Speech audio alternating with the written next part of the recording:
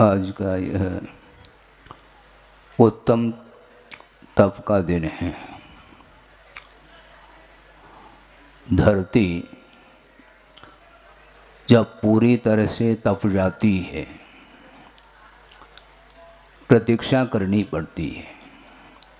प्राय करके हर साल यही देखने को मिलता है। ग्रीष्मावकाश जब आ जाता है, जेठ का महीना जब प्रारंभ होता है, उस समय चारों ओर धरती तपी हुई मिलती है और लू जिसको बोलते हैं, लू लपट चलती रहती है और प्रत्येक व्यक्ति इस प्रतीक्षा में रहता है कि मानसून कब आएगा और धरती ठंडी कब होगी, शीतलता का अनुभव करना चाहता है। किंतु प्रकृति तो प्रकृति है, वह किसी के वश में नहीं होती। आप कितना भी आकुल व्याकुल परिणाम कर लो तो भी वह समय पर ही प्रकृति परिवर्तित होती है। नक्षत्र जब परिवर्तित हो जाते हैं, उसी समय वह बारिश होती है। तो इसी प्रकार आचार्य महाराज ये कहना चाहते हैं कि तपाना है। किसको तपाना है?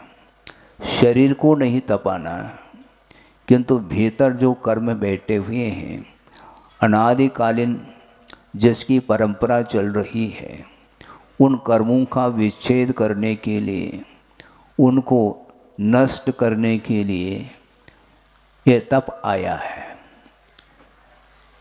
कर्मक्षयार्थम तप्यते इति तपः। कर्म के क्षय करने के उद्देश्य को लेकर के ही तप किया जाता है। और कोई भी उद्देश्य हो तो वह उत्तम तप के कोटि में नहीं आ सकता। बिल्कुल यह सिद्धांत है। इसलिए प्रत्येक धर्म के पूर्व में उत्तम शब्द लगा हुआ है।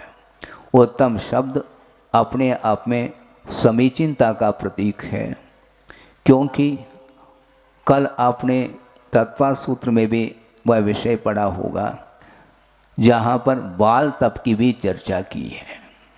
अकाम निर्जरा और बाल तप के माध्यम से देव आयु का बंद कर लेता है। स्वर्ग जाना बहुत ज़्यादा श्रम साध्य है ऐसा नहीं है, किंतु थोड़ी सी कषाय की यदि मंदता होती है, उसके माध्यम से उन मंद परिणामों के फलस्वरूप वह देव आयु का भी बंद कर लेता है, जबकि धर्म की आराधना उसने किंचित मात्र भी नहीं की है। उसके बगैर भी वह देव आयु का बंद कर लेता है और सागरोपम आयु के लिए वहाँ का सुख जो है वह उसके लिए उपभोग करने में आ जाता है। किंतु हमें उत्तम तप करना है। कुंद कुंद का वह साहित्य आप लोग जानते हैं। अध्यात्म परक उन्होंने ग्रंथों की रचना की है, जिसमें समय सार, प्रवचन सार, नियम सार, पंचास्तिकाय, अष्टपाउड और एक द्वादशान प्रेक्षा, इस प्रकार ये सारे ग्रंथों की रचना कुंद कुंद स्वामी ने की है। और जहाँ तक मुझे स्मरण में है कि वह कारिका अष्टपाउड में मिल सकती है। मिलेगी तो इन्हीं कुंद कुंद साहित्य में ही वह कारिका आपको पढ़ने को मिल सकती है। और वह गाथा भी आपके सामने रख रहा हूँ, और जिसका अनुवाद गुरुदेव ने किया है उसको भी आपके सामने हम रखना चाहते हैं। आप मनोयोग के साथ इसको सुनने का प्रयास करेंगे, क्योंकि वस्तुतः उत्तम तप किस क्वालिटी का होता है इसको समझना है। तप तो हर व्यक्ति कर लेता है, किंतु इस गाथा के माध्यम से हम और आपकी आंखें खुल सकती हैं। श्रवण के भी, हाँ, श्रवण भी उसी चपेट में आने वाला है, ये ध्यान रखें। इसलिए तनाव में नहीं आना है। किं काहदि वनवासो, किं काहदि वनवासो काय क्लेशो विचित्त उवासो अध्ययन मौन पहुदी समदा रहियस समनस। समता से जो रहित श्रमण है उसका वह तप किस काम का है? क्योंकि वो कहना ये चाह रहे हैं वह श्रमण हम और आपके बीच में नहीं रह रहा है। कहाँ रहता है वो? वनवास जंगलों में रहता है, काय क्लेश कर रहा है। इसका अनुवाद आपके सामने रखूं तो और आपको विशेष रूप से भाव भाषण होगा कि मासोपवास करना, वनवास जाना। सुन रहे हैं आप? मासोपवास करना, वनवास जाना, आतापनाद तपना, तन को सुखाना, सिद्धांत का मनन, मौन सदा निभाना, ये व्यर्थ है श्रमण के बिन साम्य बाना। समता के बिना श्रमण की ये सारी सारी क्रियाएं व्यर्थ है, ऐसा कहा जा रहा है। महाराज ये अच्छा नहीं लगता। इतना कठिन तप करने के उपरांत भी शरीर को उसने उपवास के माध्यम से सुखा दिया है। हड्डी हड्डी पसली पसली दिख रही है, शरीर क्षीण हो चुका है, जर्जर हो रहा है। और आतापनादि तपना, वहाँ पर पर्वत की चोटी पर वहाँ पर कोई पंखा कूलर नहीं मिलने वाला है, ये ध्यान रखो। और उस पर्वत की चोटियों के ऊपर जा कर के जेठ के महीने में ग्रीष्म काल में वह बैठ करके अथवा खड़े हो करके वह तप कर रहा है, तन को सुखा रहा है। इतना ही नहीं, सिद्धांत का मनन हमेशा हाथ से जिनवानी को वो रखता ही नहीं, हमेशा हाथ में जिनवानी रहती है।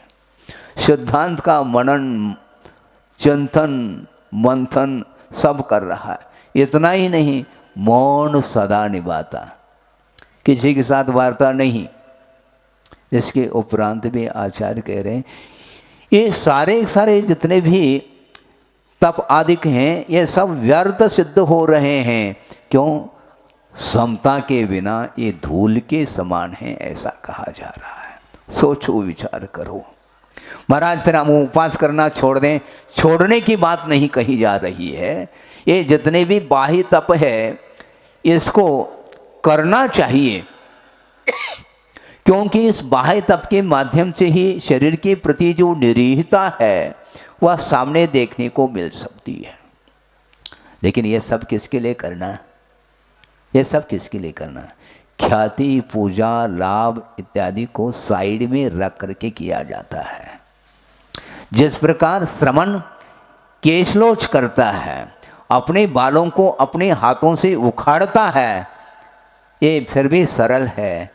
जिस प्रकार बालों को वो उखाड़ रहा है उसी प्रकार ख्याति, पूजा, लाभ को भी उखाड़ करके फेंक देना चाहिए, तब कहीं जा करके वह उत्तम तप के कोटि में आ सकता है। हमेशा संसारी प्राणी की दृष्टि अंतर्दृष्टि नहीं बन पाती उसकी। बहिर्दृष्टि कोई देख रहा है क्या? नहीं। वो देख रहा हो तो इधर आनंद आता है। एक मास तक मान लो उपवास कर लिया और किसी ने देखा नहीं तो मज़ा नहीं आ रहा है। तो मज़ा काय में आ रहा है? उपवास करने में आपको आनंद आ रहा है अथवा सामने वाला जो कह रहा धन्य है, आपकी साधना धन्य है। इस प्रकार यदि शब्द कानों में पड़ जाते हैं तो यदि उसको आनंद आता है तो इसका अर्थ कीर्ति है, यश के लिए, यश लूटने के लिए वह कर रहा है। इसलिए वह उसके माध्यम से कर्म नहीं कटेंगे, उसके माध्यम से कर्म दग्ध नहीं होंगे, किंतु यह शरीर ही दग्ध होता चला जाता है। ख्याति, पूजा, लाभ इत्यादि की इच्छा को लेकर के जो तप करता है वो उसके माध्यम से, ख्याति आदि के माध्यम से वह तप ही जल जाता है। ये ध्यान रखो, तप के द्वारा कर्म जलना चाहिए किंतु जल नहीं पाता। क्या जलाना चाहो? आपको दूध तपाना है क्या? पात्र को मुझे बताओ आप। महाराज दूध ही तपाना है। दूध तपाना है तो बिना पात्र के तो दूध तपा नहीं पाएंगे आप। लक्ष्य क्या है आपका, एम क्या है? दूध तपाना है, ये लक्ष्य है, किंतु वह पात्र के बिना दूध तप नहीं सकता, इसलिए पात्र को सिगड़ी के ऊपर रखा गया है।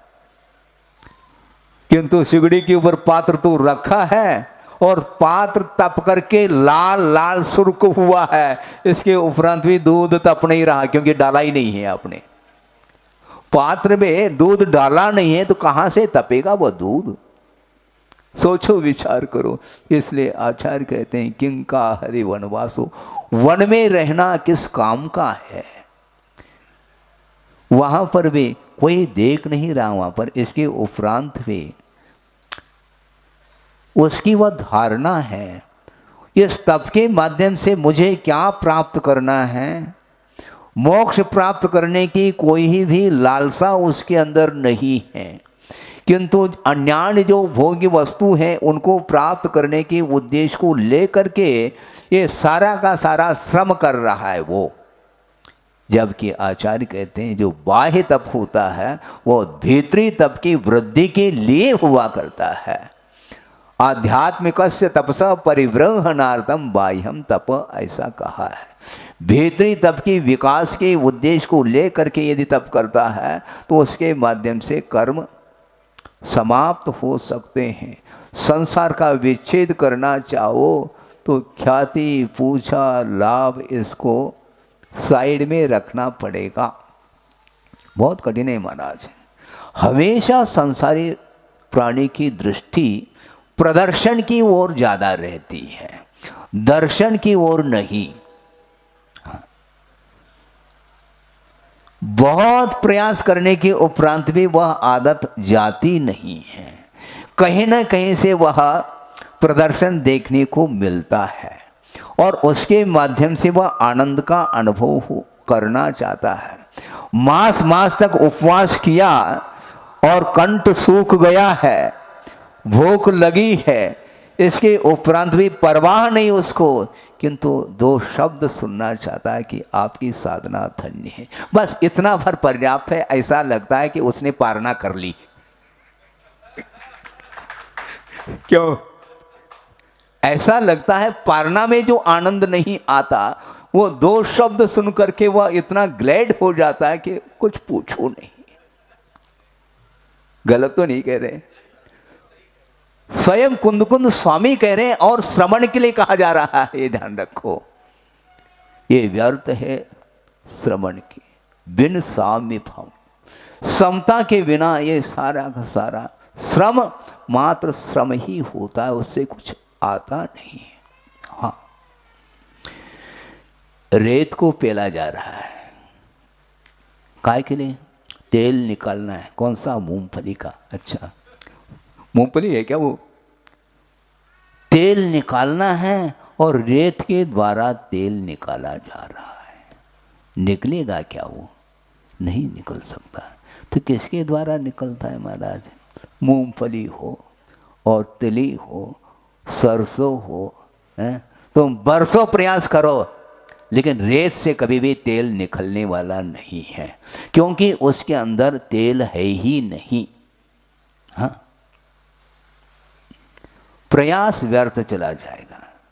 किंतु संसारी प्राणी इसी प्रकार अतीत में जो कुछ भी इसने साधना की है वह एकमात्र इसी ख्याति, पूजा, लाभ और अन्यान्य भोग्य संपदा को प्राप्त करने के उद्देश्य को लेकर के इसने साधना की है, इसलिए वह साधना उसकी धूमिल हो जाती है। अंतरंग साधना करो, इस प्रकार बार बार हम लोगों के लिए संबोधित करते हैं। अंतरंग साधना करो, बहिरंग साधना तो बहुत कर ली, अब अंतरंग साधना करो। पर अंतरंग साधना कैसे करेंगे? कैसा क्या करना? कषाय को समाप्त करने के लिए साधना की जाती है और साधना के माध्यम से और ख्याति आदि उत्पन्न होने लग जाए, फिर वह साधना किस कोटि में आएगी? साधना तो है महाराज वो, हाँ साधना तो है, किंतु उसमें साम्य भाव नहीं। सम सत्व बंधु वग्गो, शत्रु और मित्र इन दोनों में साम्य भाव रखना, रख सकोगे? शत्रु और मित्र इन दोनों के प्रति समता, इक्वलिटी, साम्य भाव। मित्र के साथ तो हम समता भाव रख लेंगे महाराज, ये ध्यान रखो समता जो है ना वो दो में हुआ करती है, एक में क्या समता, दो में। शत्रु आ जाए तो भी वेलकम, मित्र आ जाए तो ठीक है। दोनों के प्रति किसी भी प्रकार से भेदभाव नहीं है, और जिसको भेद विज्ञान हुआ है वो कभी भी भेदभाव कर ही नहीं सकता।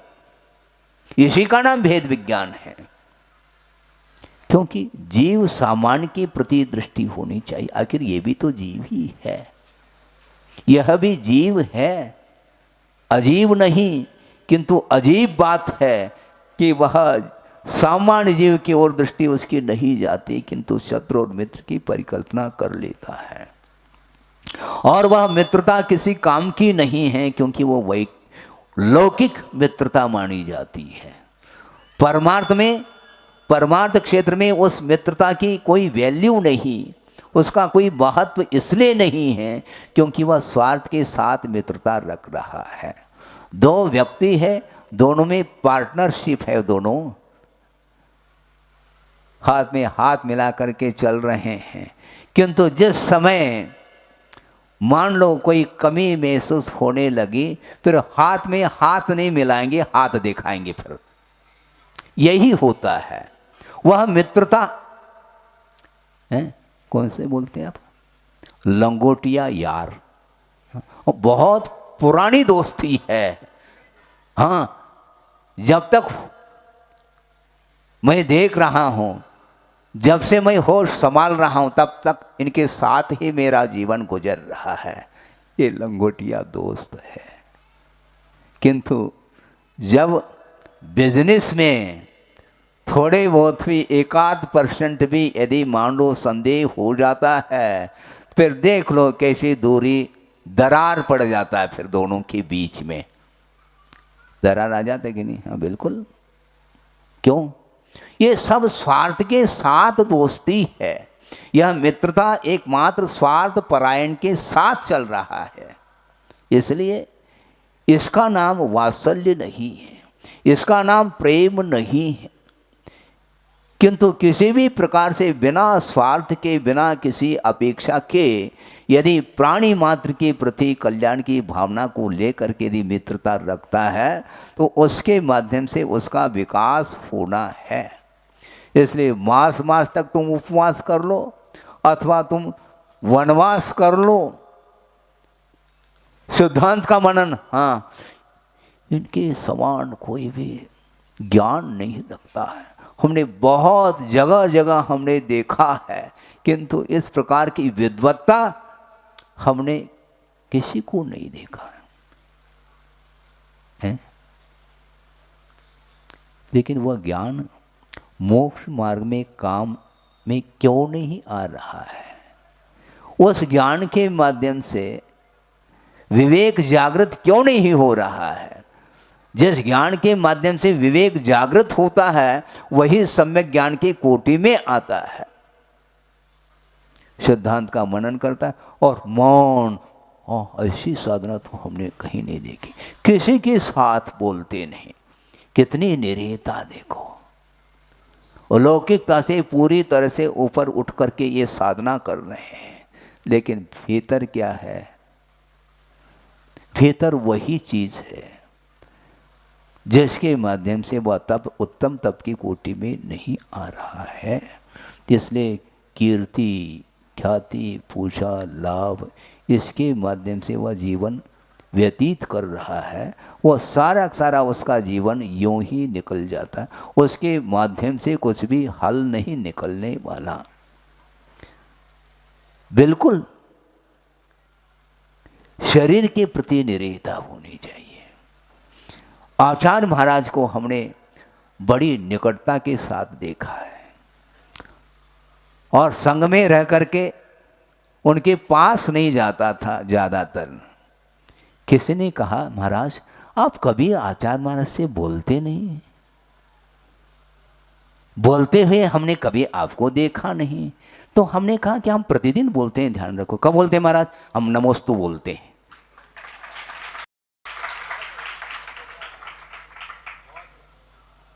नमस्तो आचार्य श्री।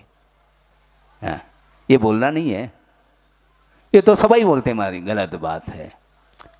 तो बोल करके उनकी स्तुति करना ये बोलना नहीं, उनके साथ ये वार्ता नहीं मानी जाती। अब वार्ता का अर्थ क्या है? नमोस्तु बोलते हैं, आहार ठीक हो गया महाराज, ये भी तो बोल रहे हैं।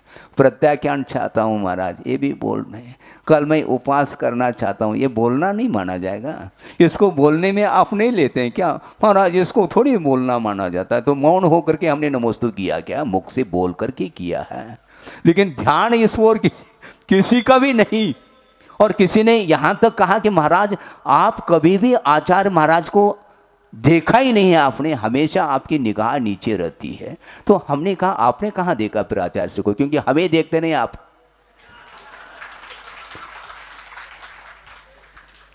आपने कब देखा आचार्य महाराज को? जब कभी भी आपकी दृष्टि गई है तो मेरी ओर गई है, तो आपने भी नहीं देखा, तो हमने भी नहीं देखा। कौन सी बड़ी बात होगी, मुझे बताओ। बात समझ में आ रही कि नहीं? उनकी यही, महाराज बोले और देखें और मनोरंजन करें तब तो महाराज है, नहीं तो नाराज है। ये भी बात है। मान लो कभी कभी ऐसा भी अवसर आता, बड़ी विचित्र दशा होती है, लेकिन कर क्या सकते हैं? हम किसी को कुछ बोल नहीं सकते, क्योंकि बोलने से फिर और बात बढ़ेगी, इसलिए हमें बोलना पसंद नहीं हमें। हाँ, क्या कर सकता हूँ महाराज? हमने सुबह तो देखा था आपको बोलते हुए, दूर से देखा था, किंतु जब मैं आपके पास आया हूँ तो आप मौन रहे हैं। शायद हो सकता है हमसे बोलना नहीं चाहते हों। आपसे बोलना नहीं चाहता, उनसे बोलना चाहता हूँ, ऐसा थोड़ी कुछ है। क्योंकि श्रवण स्वतंत्र हो सकता है, होता है। मान लो 15 मिनट के लिए हमने मौन धारण कर लिया, मैं आपको बता करके मौन धारण करूँ क्या? और 15 मिनट के बाद मान लो मैं बोलने लग जाऊँ तो पक्षपात करते हैं आचार्य महाराज। हाँ ठीक है, आप कहो, कहो, आप जो कहोगे उसके लिए हम निर्जरा के लिए कारण मान लेंगे। हाँ, फिर से कहो, कहते रहो, अच्छा लगता है।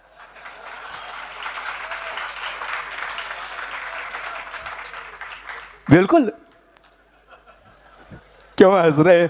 आज वो कवि महोदय नहीं आए हैं। नहीं, ये तो भोपाल वाले हैं।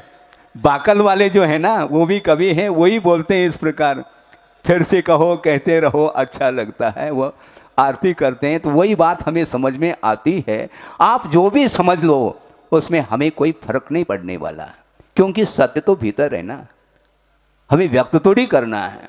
क्योंकि श्रवण स्वतंत्रता के साथ वह साधना करता रहता है, कोई कुछ भी कहे, कोई अंतर नहीं आने वाला नहीं है। तो फिर आप जैसे कहोगे वैसे फिर हमें विकल्प होने लग जाएंगे, संभव नहीं है। निर्विकल्प होकर के श्रवण साधना करता है, उद्देश्य उसका यही रहता है कि आत्मा का हित करना है। और जो आत्महित करने में निरंतर रत रहता है साधना में, उसके उस दिगंबरत्व की साधना को देखते हुए मौन भी वह बैठा रहे तब भी वह सामने वाला व्यक्ति उपदेश ले सकता है। इसलिए गुरुदेव कहते हैं कि प्रेरणा की कोई आवश्यकता नहीं।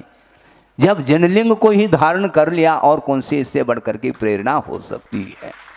महाराज मोटिवेट करो, अरे आप इतने मोटे हो गए फिर भी मोटिवेट की बात करते हैं आप। और कितना मोटा होना चाहते हो मुझे बताओ। बच्चों के लिए तो ठीक है मोटिवेट करना, किंतु जो बड़े हुए हैं उनके लिए मोटिवेट की कोई आवश्यकता नहीं, क्योंकि उसके अंदर विवेक जागृत हुआ है। जिसके अंदर विवेक जागृत हुआ उसके लिए ज़्यादा उपदेश की भी आवश्यकता नहीं पड़ती है। विवेक होना चाहिए। इसलिए आचार्य ये कहना चाह रहे हैं, तुम वन में रहो, हैं, तुम वनवास करो, हैं, या भवन में वास करो, कहीं भी करो, किंतु वस्तुतः दृष्टि किस ओर होनी चाहिए? आत्म तत्व की ओर दृष्टि हो तो वह साधना मानी जाती है, नहीं है तो वह एक दूसरे को ताली बजाने में लगा हुआ है, उसकी कितनी साधना है समझ में आ जाती है। महाराज यथार्थ जब बोलते हैं तो तालियां बजती हैं, ठीक है बजाओ, लेकिन मेरे अंदर वह आवाज़ जो है ना, कहीं ऐसा ना हो वो आनंद के लिए कारण न बन जाए। क्यों? ये सारे सारे नौकर्म हैं ये, जिसके माध्यम से कर्म का अर्जन होता है। बहुत रिस्क है श्रवण के लिए। आप तो मुक्त कंठ से प्रशंसा करोगे और करके तुम पुण्य का अर्जन कर लोगे, लेकिन जिसकी प्रशंसा की जा रही है बहुत वह रिस्क में है। यदि उससे वह प्रभावित हो गया तो वह घाटे में है, लॉस हो जाएगा उसका, और आपके लिए तो प्रॉफिट ही प्रॉफिट है। हाँ, हमारे लिए क्या मिला? इसलिए हमेशा आचार्य कहते हैं अंतरंग साधना करो। अंतरंग साधना के अभाव में अनंत काल व्यतीत हुआ है और वह मोह अभी भी गल नहीं रहा है। मोह को गलाना है। महाराज अब मंच पर बैठ जाते हैं और मोह को गलाने की बात करते हैं, और कुछ बात करो जो हमें अच्छा लगे। अरे आपको अच्छा क्या लगता? मोह ही तो अच्छा लगता है। और मोह रागमय वातावरण से यदि मान लो हम उसको छोड़ करके कुछ वीतरागता की बात करने लग जाएं तो आपको सफोकेशन होता है, घुटन पैदा हो जाती है, क्योंकि वीतरागता अच्छी नहीं लगती। भले ही मुख से कहना अलग वस्तु, किंतु भीतर से तो राग का इतना जबरदस्त प्रभाव है आत्मा के उपयोग के ऊपर, उससे वह दूर होना पसंद नहीं करता। कीर्ति पूजा विमानार्थई लोक यात्रानुरंजतई बोध चक्षु विलुप्तम यही तेषाम ध्याने न योग्यता। ध्यान की योग्यता उसके अंदर नहीं आ सकती है। जो कीर्ति पूजा अभिमान आदि के द्वारा पीड़ित है और लोक यात्रानुरंजतई, हाँ मेरे पास इतने लोग आते हैं जाते हैं, उससे वह रंजायमान हो रहा है, उनके पास जनता ही नहीं जाती है। हाँ, झांक करके एक व्यक्ति भी पहुंच नहीं रहा है वहाँ पर, लेकिन हमारे पास देखो, हाँ, पूरी जनता टूट रही है। इसके माध्यम से वह आकर्षण, इस आकर्षण से वह आकर्षित है। बोध चक्षु विलुप्तम, सम्यक ज्ञान रूपी चक्षु जिसके समाप्त हो चुके हैं, उनके लिए कहाँ से ध्यान की योग्यता होगी? क्योंकि आर ध्यान रोध ध्यान के माध्यम से कर्म का क्षय नहीं होता, प्रत्युत कर्म का बंध होता है। और हमें कर्म का क्षय करना है तो धर्म ध्यान करने की बात करो। और धर्म ध्यान करने वाला व्यक्ति कभी भी अड़ोस पड़ोस में कौन क्या कर रहा है उस पर ध्यान ही नहीं जाता उसका। एक प्रसंग रख दूं? हाँ, एक व्यक्ति है, वह वज्रासन से बैठा है और चादर बिछा करके नीचे और उस पर बैठा है और वह ध्यान में लीन है। और 2 मिनट हुआ नहीं, एक महिला जो काफ़ी वृद्धावस्था में थी और वह दौड़ती दौड़ती भागती भागती किधर जा रही है आपको ख्याल नहीं है। बहुत इतनी स्पीड से भाग रही है और उसमें उसने उनको देख नहीं पाए जो ध्यानस्थ हैं, और उसके चादर पर से वह भागती चली गई। और उसने कहा, कौन है? जो ध्यान में लीन है। अब इसी से स्पष्ट हो जाएगा ध्यान कौन सा है उसका। और उसने कहा, तुम्हें समझ में नहीं आती बात? मैं यहाँ पर ध्यान कर रहा हूँ, बिना देखे धक्का देते हुए चली गई तू। क्षमा करना भाई साहब, हाँ क्षमा करना है। क्या क्षमा करना? इसलिए क्योंकि मुझे कुछ भी दिखाई नहीं दे रहा है सिवाय बालक के। बालक इस भीड़ में घूम गया है, उसको ढूंढने के लिए मैं होश हवास खो गई हूँ। लेकिन मुझे आश्चर्य लगता है कि तुम ध्यान में भी लीन हो और मुझे कैसा देखा तुमने? ये कौन सा ध्यान है तुम्हारा? ध्यान में, आत्म ध्यान में लीन होने के उपरांत कौन क्या कर रहा है, कौन आ रहा है, कौन जा रहा है, इसका कोई भी भान नहीं रहता। उसका नाम ध्यान माना जाता है, लेकिन होता इसी प्रकार है। इसलिए कहा जा रहा है ये सब घटित हो रहा है संसार में। हम बार बार कहा करते हैं कि आगम में जो लिखा है वह बाद में लिखा है, जो लिखा है वो हो रहा है ऐसा नहीं, जो घटित हो रहा है उसको लिखा गया है। जो घटना घटित हो रही है संसार में उसको लिखा गया है। इसलिए आपको सोचना चाहिए, ये कीर्ति, पूछा, अभिमान, लाभ आदि आदि को ले करके आप यदि साधना करोगे वह उत्तम साधना नहीं मानी जाती है। कहाँ तक कहें, बहुत कठिन होता है, इसका मन लगता नहीं। बल्कि मैं यहाँ तक कहना चाहता हूँ, अन्यथा नहीं लेना, बीच बीच में इसलिए कहता हूँ ताकि अन्यथा न लें, कि 1 घंटा मन लगना बहुत कठिन है महाराज। क्योंकि लगातार यदि मान लो आप प्रवचन कर रहे हैं और एकाध भी प्रसंग ऐसा मनोरंजन करने रूप प्रसंग नहीं देंगे तो हम बैठ नहीं पाएंगे। मतलब मनोरंजन के बिना आपका मन लगता नहीं है।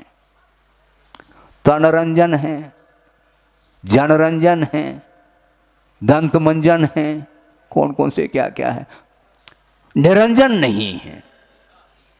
निरंजन होने के लिए ये सब कुछ साधना की जाती है। श्रवण भी इसमें फेल हो रहा है, इसलिए कुंद कुंद स्वामी को कहना पड़ रहा है ये व्यर्थ है श्रवण के बिन साम्य बाना। समता के बिना इस साधना की कोई भी कीमत नहीं है। एक प्रसंग और सुना देता हूं मैं। कीमत और मूल्य में बड़ा अंतर है महाराज। ये तो एक ही अर्थ के शब्द लग रहे हैं हमें, नहीं बड़ा अंतर है इसमें। मूल्य और कीमत में अंतर है। स्वर्ण की कीमत है, उसका कोई मूल्य नहीं है, ध्यान रखो। कैसे महाराज, बता रहा हूं, जल्दी नहीं करो। स्वर्ण की कीमत है किंतु मूल्य इसलिए नहीं है, उसके बिना भी हम जीवन जीते हैं। किंतु ऑक्सीजन की कोई कीमत नहीं, किंतु बहुत मूल्यवान वस्तु है वो, क्योंकि उसके बिना हम जी नहीं पाएंगे। समझ में नहीं आया क्या? मौलिकता किसमें है? जिसके बिना जीवन न चले वह बहुमूल्य वस्तु मानी जाती है, और जिसके बिना जीवन न चले वह बहुमूल्य है, और जिसके रहते हुए भी उसकी कोई कीमत नहीं, क्योंकि उसके बिना भी हम जीवन आराम से जी सकते हैं। लेकिन स्वर्ण की कीमत बढ़ रही है, किंतु उस ऑक्सीजन की क्या कीमत है कोरोना में समझ में आ जाता है। हाँ, ऑक्सीजन के जो सिलेंडर है ना, वेंटिलेटर, समझ में आ जाता है ऑक्सीजन की कमी हो रही है, कमी हो रही है। उस समय वह डिप्रेशन में जा रहा है। इतनी सारी हवा है, ले ना, हवा तो खूब है महाराज, ऑक्सीजन तो खूब है, लेकिन ऑक्सीजन को ग्रहण करने की क्षमता नहीं रही। इसलिए आचार्य कहते हैं रत्नत्रय के बिना जीवन का कोई मूल्य नहीं है, ये ध्यान रखो। रत्नत्रय ही हमारे लिए मोक्ष तक पहुंचाने के लिए वह मार्ग माना गया है। आप भी मार्ग पर चलते हैं और साधु भी मार्ग पर चलता है, किंतु आचार्य कहते हैं श्रावक तो बहुत दूर की बात है, किंतु रात दिन जो साधना में रत जो श्रवण है उसके लिए भी चेतावनी दे रहे हैं, अलर्ट कर रहे हैं। हाँ, क्यों?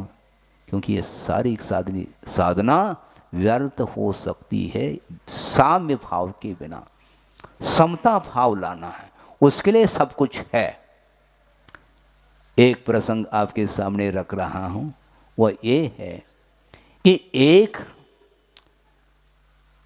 दार्शनिक विद्वान है, तार्किक है, और दार्शनिक ही नहीं, साहित्य के क्षेत्र में, न्याय के क्षेत्र में और अन्य जो काव्य कला इत्यादि के उस क्षेत्र में वह पारंगत है और उसके मन में ये भाव आ रहा है कि ये सारा सारा ज्ञान मैं बांट लूं, जगह जगह जा करके इसका प्रचार करूं, ऐसा मन में भाव आ रहा है।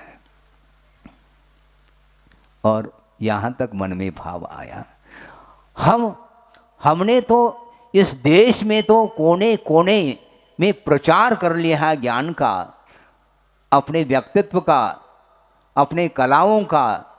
इसके उपरांत भी हमें तसल्ली नहीं इसलिए नहीं है, विदेश में भी इसका प्रचार होना चाहिए। और इस उद्देश्य को लेकर के अपनी मित्र मंडली के साथ वह विदेश की यात्रा कर रहा है और जलयान से यात्रा प्रारंभ हो रही है। जलयान जानते कि नहीं? हाँ, जहाज जिसको बोलते हैं। और यात्रा प्रारंभ हो गई।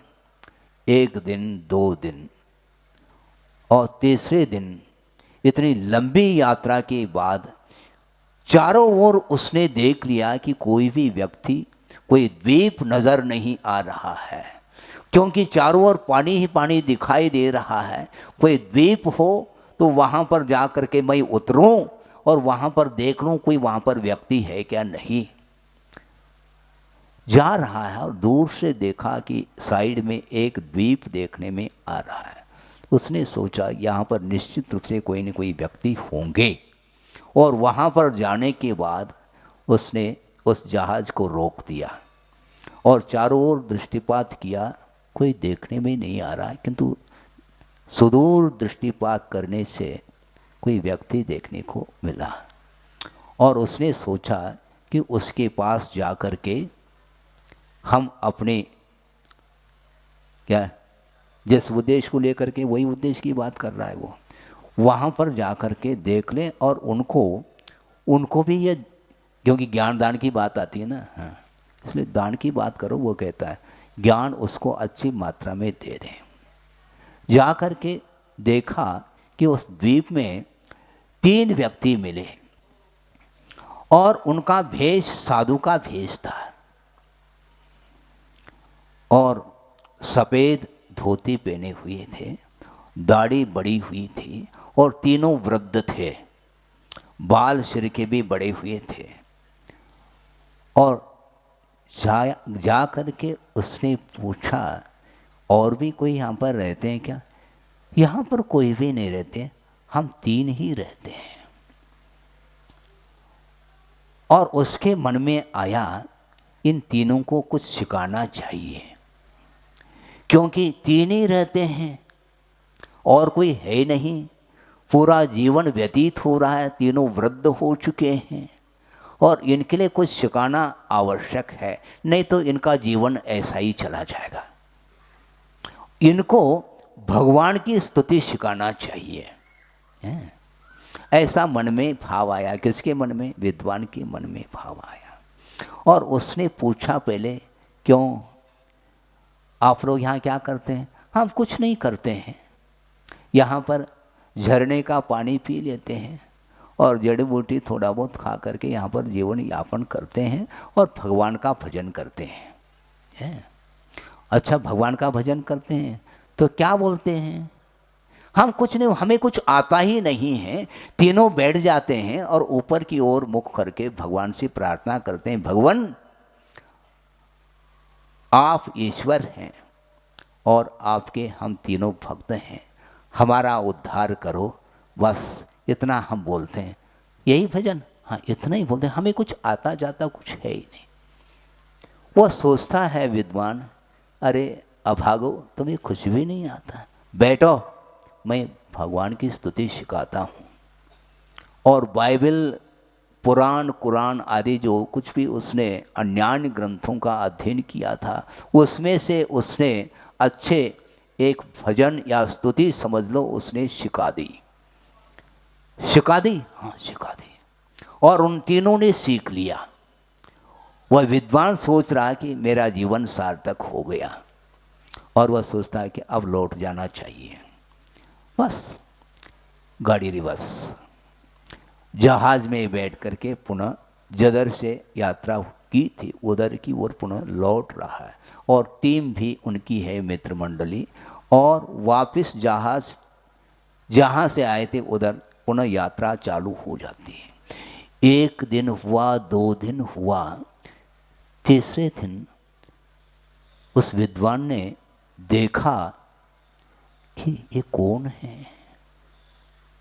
पीछे मुड़ करके देखा, अरे कुछ धब्बा सा देखने में आ रहा है, दूर से कुछ होगा। और जहाज को रोका नहीं उसने, जहाज चल रहा है और दृष्टि उस पर पुनः गई, अरे एक नहीं 3 दिख रहे हैं और ऐसा लग रहा है कि अपनी ओर बढ़ते चले जा रहे हैं। तो उसने सोचा, अपने मित्र से पूछा, ये कौन है? ये कोई व्यक्ति थोड़ी है, इधर से तो हम आए हैं और वो द्वीप जो है ना बहुत दूर रह गया है, ये कोई व्यक्ति नहीं है, ये समुद्री जंतु हो सकते हैं। अच्छा, हो सकते हैं, लेकिन ऐसा लग नहीं रहा है। वो 3 व्यक्ति जैसे ही लग रहे हैं जो अपनी ओर बढ़ रहे हैं, और बिल्कुल जैसे निकट आ गए तो विद्वान को लगा, अरे ये तीनों वही व्यक्ति हैं, वही तीनों वृद्ध हैं जिसको हमने प्रार्थना सिखाई थी, भजन सिखाया था, स्तुति सिखाई थी, किंतु ये तीनों आ रहे हैं। और आश्चर्य इस बात को लेकर के हो रहा कि समुद्र में ये कैसे दौड़ रहे हैं, ये डूब क्यों नहीं रहे हैं समुद्र में। और बोल देता है जहाज को रोका जाए। जहाज को रोक दिया और वह तीनों जो के त्यों पास में आ गए और तीनों हाथ जोड़ करके खड़े हैं, और उसे विद्वान के लिए कहा कि बड़े आपने कृपा की थी हम लोगों के ऊपर और भगवान की प्रार्थना सिखाई थी, किंतु अज्ञान तो हमारे अंदर है, वो भगवान का जो भजन वह विस्मृत हो गया है, वह उस प्रार्थना को हम भूल गए हैं, इसलिए कृपा करके पुनः उस प्रार्थना को हमें सिखाएगा। तो वो विद्वान सोचता है सिखाने में कोई बाधा नहीं है, किंतु तुम इस सागर को कैसे पार किया बिना जहाज के सहारे, और दौड़ते चले आ रहे हैं पानी के ऊपर, के चलना कैसा सीखा? कुछ नहीं, ये तो बायां हाथ का खेल है। अच्छा, ये कैसी बात है? कुछ नहीं, हमने कुछ नहीं किया, केवल हाथ जोड़ करके प्रभु को याद किया और चल पड़े। वह विद्वान सोचता है कि धन्य है तुम्हारी साधना, तुम्हें प्रार्थना सिखाने की कोई आवश्यकता इसलिए नहीं है क्योंकि भगवान शब्द नहीं सुनते, भगवान हृदय की आवाज सुनते हैं। इसलिए वही प्रार्थना कर लो जो तुमने पहले प्रार्थना जो करते थे ना, वही प्रार्थना ठीक है। ये सारी प्रार्थना भगवान सुनते नहीं, भगवान तो हृदय की आवाज़ सुनते हैं। समझ में बात आ रही क्या नहीं?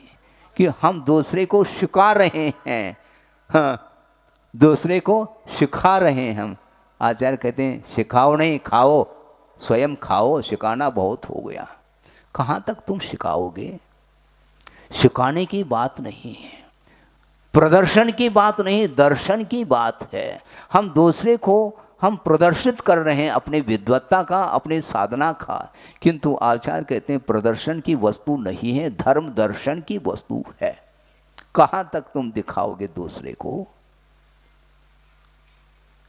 समझ में आ रही है बात? आ रही है, लेकिन ताली नहीं बज रहे महाराज,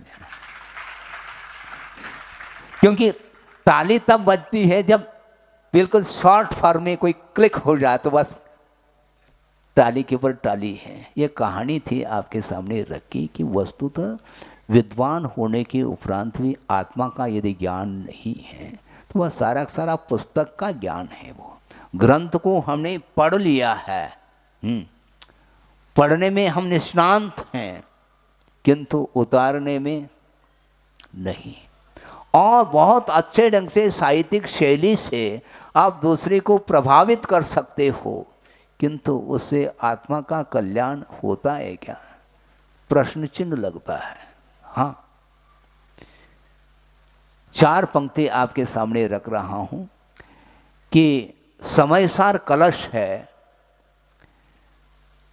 अमरचंद सूर्य ने उसकी रचना की है और उसका अनुवाद गुरुदेव ने किया है, जिसका नाम रखा है निजामृत पान है, आपने पढ़ा हो। उसमें एक प्रसंग दिया है, वह आपके सामने रख रहा हूं। उभय लोक की हित की बातें, सुन रहे हैं? उभय लोक की हित की बातें कई सुनाते सुनते थे, उभय लोक की हित की बातें कई सुनाते सुनते थे, विगत काल में भी दुर्लभ थे, सुनते सुनते गुनते थे। विगत काल में भी दुर्लभ थे, सुनते सुनते गुनते थे। धर्म सुना था कौन सुने अब, वे भी दुर्लभ विरल मिले, और हित पथ पर चलने वाले तो ईद चंद्र सम विरल खिले। हाँ है आत्मानुशासन में, अच्छा आत्मानुशासन में बहुत अच्छा है। गुणभद्र स्वामी ने लिखा है आत्मानुशासन, उसमें ये कारिका है।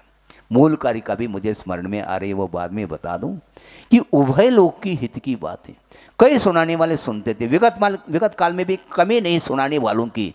ये सुनाने की परंपरा, समझाने की परंपरा ये आज की नहीं है, बहुत प्राचीन परंपरा है। किंतु सुनते सुनते गुणने वालों की जो संख्या है वह विगत काल में भी दुर्लभ थे, और आज सुनने वालों की भी संख्या कम है, और गुणने वाले तो ईद चंद्र सम विरल खिले का अर्थ है ईद का चंद्रमा, दूज का चंद्रमा होता है, वह प्राय करके देखने में नहीं आता है। अमावस्या के बाद है ईद का चंद्रमा, क्योंकि शुक्ल पक्ष प्रारंभ होता है। अमावस्या तक तो शुक्ल पक्ष से कृष्ण पक्ष तक जाते हैं, तो वह चंद्रमा धीरे धीरे धीरे उसकी कलाएं घटती जाती हैं, और एक दिन वह अमावस्या आने पर वह चंद्रमा लुप्त हो जाता है। और चंद्रमा अमावस्या के बाद एकम प्रतिपदा, उसके दिन भी देखना मुश्किल है, किंतु एक कला तो उसमें भी है, किंतु देखने में, किंतु ईद का चंद्रमा उसी को बोलते हैं। वो दिखाई नहीं देता, बहुत पहनी दृष्टि चाहिए उसको देखने के लिए, और दूज का चंद्रमा धीरे से गौर करेंगे तो देखने में आ जाता है। उसी प्रकार वर्तमान में हित पथ पर चलने वालों की संख्या विरल है। वस्तुतः वह पथ माना जाता है जिस पथ पर चलने से आत्मा का हित होना चाहिए। यदि आत्मा का हित नहीं हो रहा है, वह पथ नहीं, हाँ वह पथ नहीं माना जाता है। महाराज जलियों को धारण कर लिया, ये पथ नहीं है क्या? पथ तो है, किंतु वह भीतरी पथ नहीं है। आभ्यंतर जो साधना है, रत्नत्रय का नाम मोक्ष मार्ग है, और रत्नत्रय के लिए आधारभूत जो यह जनलिंग है, इसको आचार्यों ने उपचार से मोक्ष मार्ग कहा है। वस्तुतः ये आधार है, और इसके आश्रित वह रत्नत्रय पलता रहता है। रत्नत्रय आत्माश्रित है, भावाश्रित है, और यह द्रव्यलिंग शरीराश्रित है। इसलिए शरीर के माध्यम से जो साधना की जाती है वह बाह्य साधना मानी जाती है। भीतरी साधना के माध्यम से ही कर्म का क्षय होता है। बहुत दृष्टि ले जाना चाहो तो भी प्रयास करने के उपरांत भी भीतरी दृष्टि खुलती नहीं उसकी, बाहर ही घूमता रहता है, वो अभ्यस्त है, परिधि में घूमता रहता है, भीतर पहुंच नहीं पाता, क्योंकि आकर्षण छूटता नहीं। बाहरी जो आकर्षण है, लोकेशना का जो आकर्षण है, वित्तेषणा का जो आकर्षण है, पुत्रेषणा का जो आकर्षण, ये तीन येषणाएं हैं। पुत्र की इच्छा है, और वित्त की इच्छा है, और लोकेशना का अर्थ ख्याति की इच्छा, इसके साथ साथ चल रहा है। इसलिए उसका वह मार्ग बाहरी मार्ग माना जाता है, भीतरी मार्ग है ही नहीं। पूर्व कोटि तक भी वह साधना कर ले, तब भी उसके कर्म कट नहीं सकते हैं। इस प्रकार कुंद कुंद स्वामी कह रहे हैं, मैं नहीं कह रहा हूँ, मैं तो केवल दोहरा रहा हूँ। गुरुदेव ने मुझे दिशा दी है, और बोध भी उन्होंने दिया है। मैं कहाँ था और कहाँ पहुँचा दिया उन्होंने, सोचो विचार करो। जब मेरा प्रवेश हुआ संघ में, 1 महीने तक मैं महावीर जी में रहा, बिना ड्रेस चेंज किए। जैसे आप लोग बैठ जाते हैं प्रवचन में, उस समय मैं भी सभा में जाकर के बैठता था, प्रवचन सुनता था, सुनने में आता था, लेकिन मायना कुछ भी नहीं, क्या कह रहे हैं बुद्धि दौड़ती नहीं थी। और 1 महीना तक मैं रहा, उनके पास जाकर के दर्शन भी किया, सब किया, किंतु उनकी दृष्टि सामान्य दृष्टि रही। उन्होंने एक दिन भी अपने साथ वार्ता नहीं की। सोचो, इसको बोलते हैं साधना।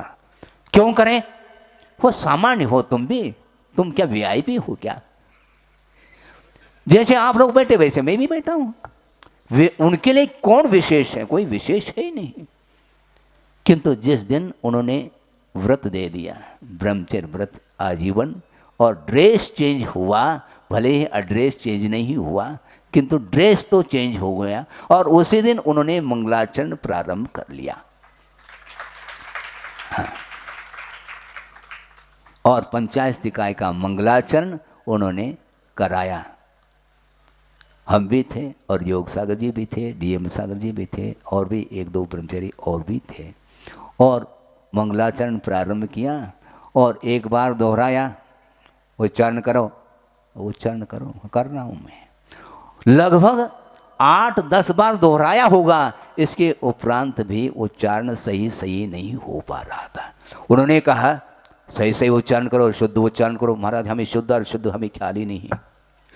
शुद्ध क्या है और अशुद्ध क्या है, इसकी जानकारी भी तो होना चाहिए हमें। हमने उत्तर नहीं दिया, लेकिन हाँ इतना कहा करता हूँ, प्रयास करता हूँ। ये हालत थी मेरी। और धीरे धीरे धीरे उनके कृपा से, उनके आशीर्वाद से और उनके श्रम से धीरे धीरे विकास हुआ है। उस समय ज्ञान के क्षेत्र में, जानते हैं इसका अर्थ क्या होता है?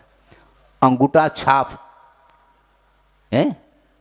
किंतु मैं ये कहना चाह रहा हूं, अंगूठा कहां पर छापा जाता है इसकी भी बुद्धि नहीं मेरे पास। लेकिन फिर भी उन्होंने अपने पास उन्होंने स्थान दिया, भगाया नहीं उन्होंने, क्योंकि योग्यता कुछ तो उन्होंने देखी होगी।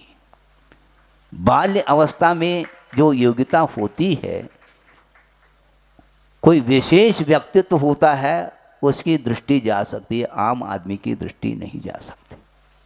और उन्होंने सोचा, एक ही बार में उन्होंने व्रत दे दिया और धीरे धीरे जा करके दीक्षित भी किया, शिक्षित भी किया। और उन्होंने बार बार कहा कि देखो, ये बिना पुण्य के उदय के, बिना साथ से पुण्य के उदय के ये संभव नहीं है। इसलिए रत्नत्रय मिला है और इसका सदुपयोग करो। हाँ, क्योंकि कई बार रत्नत्रय मिल चुके हैं शरीराश्रित, किंतु अंतरंग साधना यदि नहीं करोगे तो निश्चित रूप से जीवन व्यर्थ चला जाएगा। इतना ही पर्याप्त था हमारे लिए। 40-45 साल तक रहा उनके साथ, किंतु कोई वार्ता नहीं है। क्योंकि उनका कहना है कि वार्ता मत करो, आत्मा के साथ वार्ता करो। हाँ, किसी दूसरे के साथ क्यों वार्ता करते हो? हम पढ़ा रहे हैं, पढ़ो, बोलो नहीं, चिंतन किया करो। तो हमने सोचा अभी भी हम चिंतन ही कर रहे हैं। बोलने में फायदा नहीं है ज़्यादातर। हाँ, मौन रहने में ज़्यादा फायदा है, विकास उससे हो जाता है। आंतरिक जो विकास है, भीतरी जो साधना है, वह मौन साधना में ही उसमें वृद्धि होती है। साधना में एक प्रसंग और आपके सामने रख करके पूर्ण कर रहा हूँ, लगभग 5-1 मिनट लग सकते हैं। तप का है ना ये दिन, थोड़ा सा ज़्यादा तप जाओ तो कोई हानि थोड़ी। हाँ, 2-5 मिनट और ज़्यादा तप लो तो हानि थोड़ी है। क्योंकि बीच बीच में क्या, हाँ, क्योंकि लगातार गर्म पट्टी नहीं ठीक है, बीच बीच में ठंडी पट्टी भी आवश्यक है। और आप लोग मान लो रोटी कोई बनाते हैं, आप तो बनाते तो है ही नहीं, तुम तो खाते हो, ये बनाने वाले तो ये हैं। वो बनाती हैं रोटी और बीच बीच में पलटाती रहती, नहीं तो जल जाए। बाटी को भी पलटना पड़ता है, उसके बिना बाटी जल जाती है। उसी प्रकार बीच बीच में भिन्न भिन्न तप के प्रसंग में भिन्न भिन्न प्रसंग के माध्यम से उस तप को ही हमें समझना है। और एक संत है और उसकी वेशभूषा क्या है, गेरवा वस्त्र पहन करके बैठे हैं संत जी, महंत जी, और हाथ में रुद्राक्ष की माला है। जान रहे हैं, ध्यान से सुनो। और आत्म साधना में लीन है, उनकी दृष्टि में वही आत्म साधना है। और साधना करते करते करते काफी समय हुआ। एकांत में जंगल में रह करके साधना में वह रत थे, और जिस उद्देश्य को लेकर के साधना उसने प्रारंभ कर रखी थी, उस साधना की चरम सीमा तक पहुंच गए और उसका फल देखने में आने लगा। कैसा फल देखने में आने लगा? और वो बैठे हैं तो उनने सोचा इतनी दीर्घ साधना हो गई, थोड़ा इसका परिणाम क्या है ये तो कम से कम देख लें, नहीं तो करते चले जाए और उसका कोई फल देखने में नहीं आए तो क्या होगा। और उसने सोचा काफ़ी समय हो चुका है, इसका परिणाम देखने में आना चाहिए, नहीं है तो साधना में कुछ परिवर्तन करके देखना चाहिए।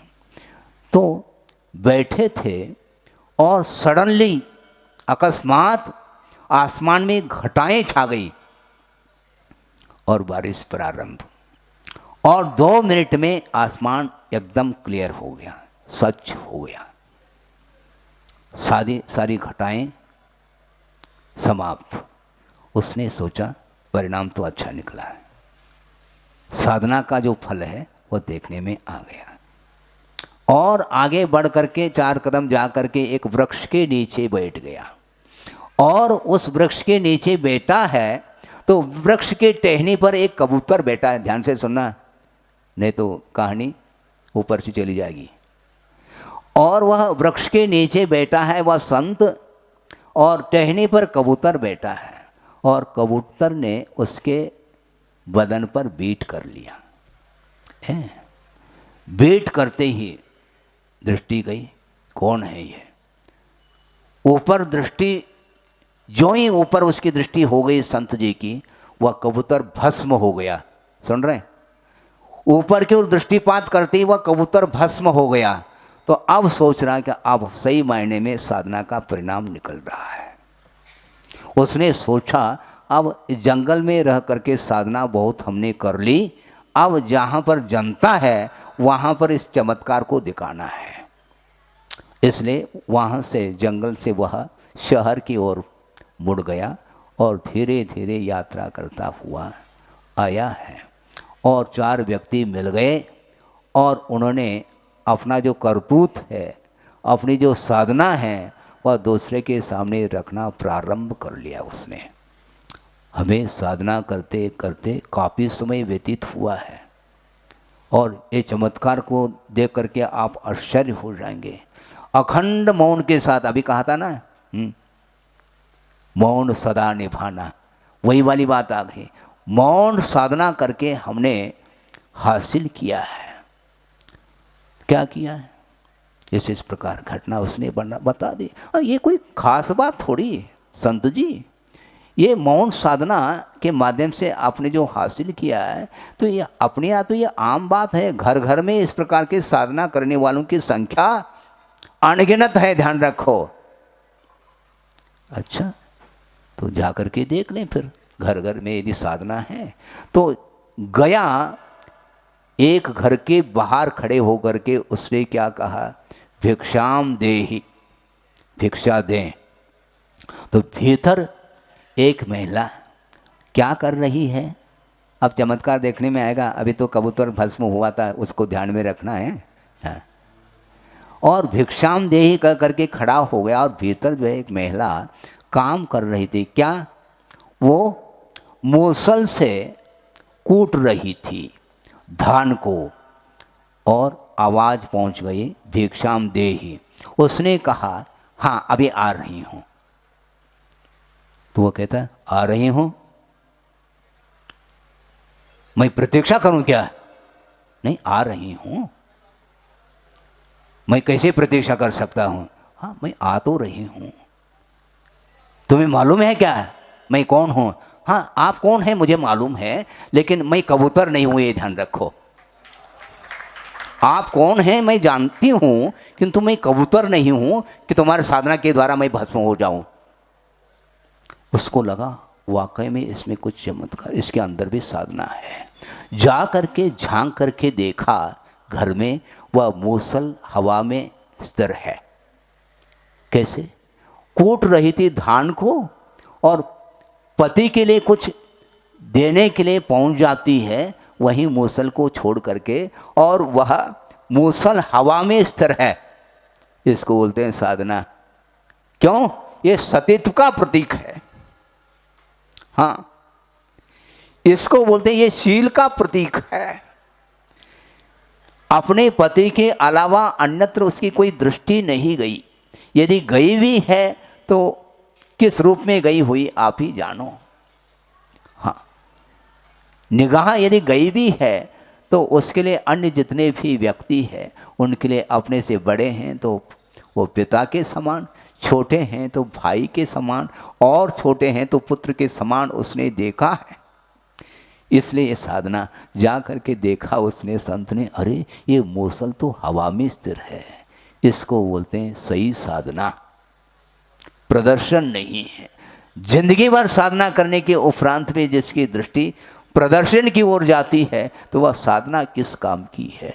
इस प्रकार की साधना, इस प्रकार का तप अतीत में अनंत काल में अनंत बार किया है, वह केवल शारीरिक साधना मानी जाती है, आत्मिक साधना नहीं है। इसलिए उत्तम तप के दिन आप लोगों ने सुन लिया, आगम के आधार से जितना बन पड़ा आपके सामने रखा है, और कुंद कुंद स्वामी क्या कहना चाहते हैं वह विषय श्रवण के लिए भी निरंतर साधना करने योग्य वह विषय है। श्रवण बनने के उपरांत भी शत्रु मित्र की परिकल्पना बड़ी रहती है। शत्रु और मित्र में समानता, निंदा प्रशंसा में समानता, जीवन मरण में समानता, और काच और कंचन इन दोनों में समानता। इस साम्य वृत्ति के बिना वह श्रवण पद भी व्यर्थ है, ऐसा कहा जा रहा है। श्रवण तो बन लिया, श्रवण पद को अंगीकार कर लिया, किंतु सामान्य यदि नहीं है तो वह दुख से मुक्त नहीं हो सकता। यदि इच्छति दुख परिमोखम परिवज्जत सामान्यम, इस प्रकार कुंद कुंद स्वामी कह रहे। यदि तुम दुख से मुक्त होना चाहते हो तो सामान्य पद को अंगीकार करो, मात्र श्रवण पद नहीं। श्रवण पद और सामान्य में अंतर है, यानी भाववाचक शब्द है वह सामान्य पद। श्रवणता कहो अथवा सामान्य कहो, श्रवण बन गए किंतु श्रवणता नहीं है, सामान्य नहीं है, तो उसके माध्यम से कर्म कटेंगे नहीं, उसके माध्यम से वह उत्तम तप की कोटि में वह साधना नहीं आ सकती है। इसलिए ज़्यादा समय नहीं लेते हुए इतना ही कहना चाहता हूँ कि तप तो करना है, किंतु तप किसके लिए करना, उद्देश्य हमारे लिए कौन सा होना चाहिए। तद्गुण लब्धये अहम वंदे। हे भगवान, मैं आपकी आराधना कर रहा हूँ और आपके द्वारा बताया हुआ जो मार्ग है उस पर मैं चल रहा हूँ, किंतु इसके पीछे मेरा उद्देश्य मात्र एक ही हो कि जल्दी से जल्दी कर्म क्षय को प्राप्त हो और अनंत गुण जो अव्यक्त है उसकी अभिव्यक्ति हो। उन अनंत गुणों को उद्घाटित करने के लिए साधना की जाती है। मात्र लौकिक कुछ कलाओं को सीख करके और उसको प्रदर्शन करने के लिए ये मनुष्य पर्याय नहीं मिली है, किंतु इस मनुष्य पर्याय की सार्थकता सिद्ध करने के लिए अंतरंग साधना के माध्यम से हम अपने जीवन को व्यतीत करते हैं। तो निश्चित रूप से अत्यल्प काल में वो साधना के माध्यम से उद्देश्य जो हमने रखा है, जिस उद्देश्य को लेकर के साधना की है, उसकी पूर्ति हो सकती है और वह मोक्ष तत्व हाथ लग सकता है। जल्दी से जल्दी सबको निर्वाण का लाभ हो। और गुरुदेव ने यहाँ तक कहा था प्रवचन में, भगवान मैं आपसे प्रार्थना करता हूँ कि सारी की सारी जनता मुझसे पहले निर्वाण का लाभ ले। वो ये कहना ये चाहते हैं, मुझे आकुलता नहीं है मुक्ति की, क्योंकि आकुलता करने से मुक्ति मिलती नहीं, किंतु विश्व कल्याण की जो भावना रखता है उसके माध्यम से जल्दी स्वयं के लिए भी निर्वाण का लाभ होता है। इस प्रकार आचार्य महाराज की जो विशाल दृष्टिकोण है उसको सामने रखते हुए अपने को अपनी शक्ति के अनुरूप साधना के क्षेत्र में आगे बढ़ना चाहिए और वो साधना के माध्यम से ही अनंत काल के लिए स्वतंत्रता का लाभ हो सकता है। हो इस पवित्र भावना के साथ अहिंसा परमो धर्म की जय।